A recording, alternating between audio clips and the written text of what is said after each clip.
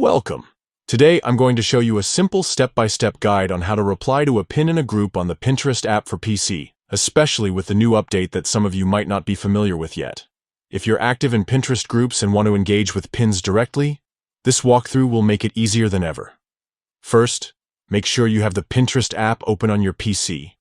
Once you're in, look towards the left side menu. That's where you'll find different options, and among them, click on Messages.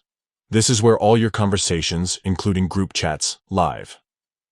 After you click on Messages, you'll see a list of your groups and individual chats.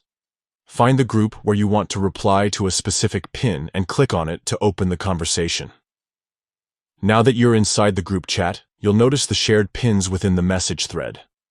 Here's the new and handy feature. When you hover your mouse over a pin, a small reply icon will appear. This icon looks like a speech bubble or a chat symbol.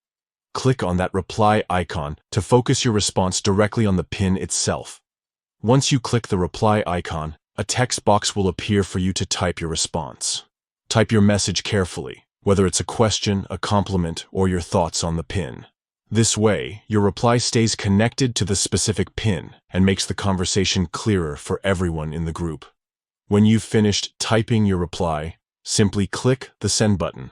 Your message will be sent and displayed right under the pin, keeping the discussion organized and easy to follow.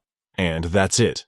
With just a few clicks, you can now reply directly to pins inside group chats on the Pinterest app for PC, thanks to the new update.